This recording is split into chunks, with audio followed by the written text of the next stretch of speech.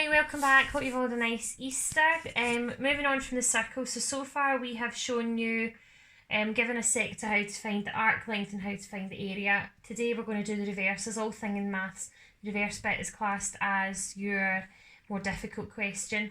So today we're going to be finding the angle at the centre, and my first example, I've told you what the arc length is. So this bit here, the kind of crust on the pizza, is 14.14 centimetres.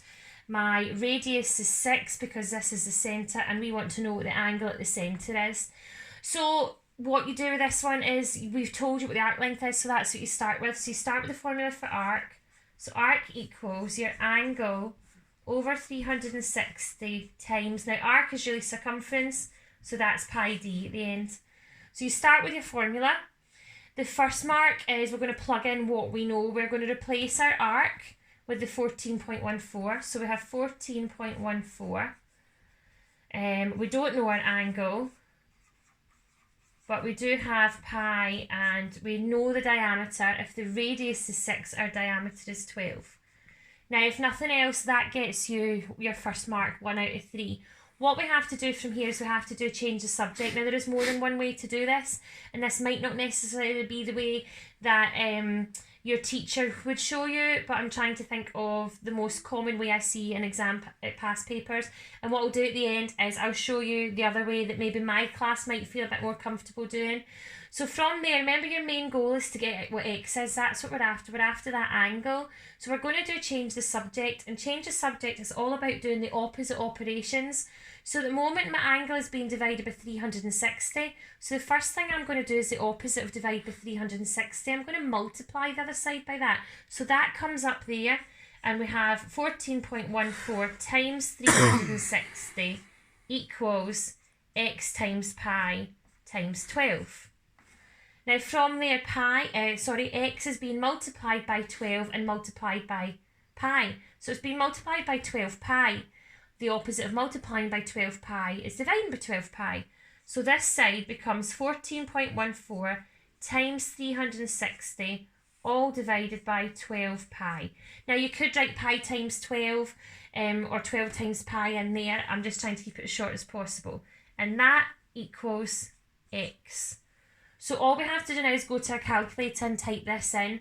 Now some of you will use the fraction button on the math mode, where it will come up with all the different square boxes. Brilliant. Other people might want to possibly put a bracket in here when you're typing it in. For example, type in 14.14 times 360 divided by bracket 12 pi, close your bracket. But if you're on the fraction mode, you won't need to do that. So typing all that in, our answer comes out as 135 degrees, which kind of matches my picture. It's slightly bigger than a right angle, so that's the answer to that one. Now, I mentioned a different way that my class might prefer to do this. So when we did change the subject or working back in volume questions, we did it a kind of funny way, and we took the x and we said, right, well, x equals, we started with the 14.14 and we just did all the opposites. So we worked left to right. Divide by 360 becomes times 360. Times pi becomes divide by pi. Times 12 becomes divide by 12. And you could just take that all in one go, and it will still come out the answer 135. But as I said, that will not necessarily be the way other classes will do it. So that's the first one. The angle is 135. So that's when they've told us what the arc length is.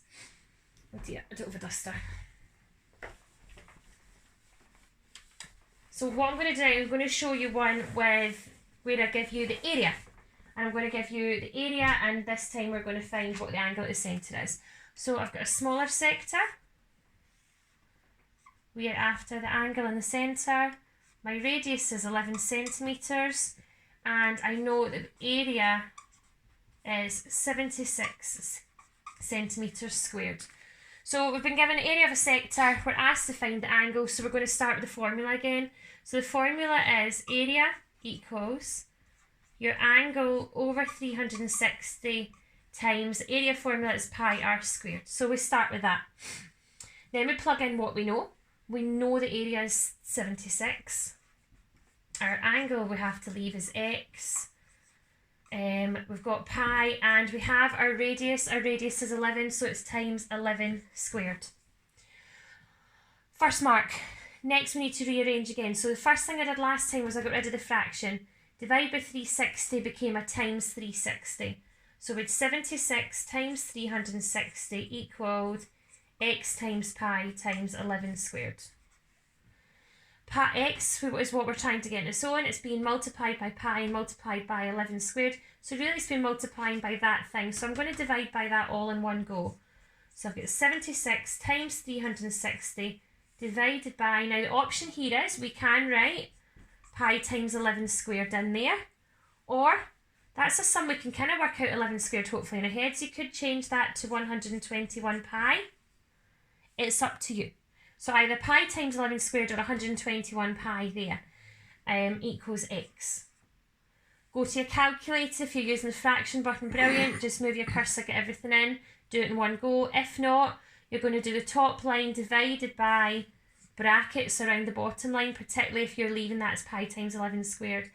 If you type all that in correctly, if you try that for me to check you're okay with it, we should come out with x is an angle of 72 degrees. So what I'm going to do is I'm going to set you certain questions to try on this. So please pay attention to what I've said on the wee blurb that goes with this video, and it'll tell you what to do. It is technically maybe 1-2 periods worth, so my next lesson will go up on Tuesday night. Good luck, and remember, any questions, please feel free to message me.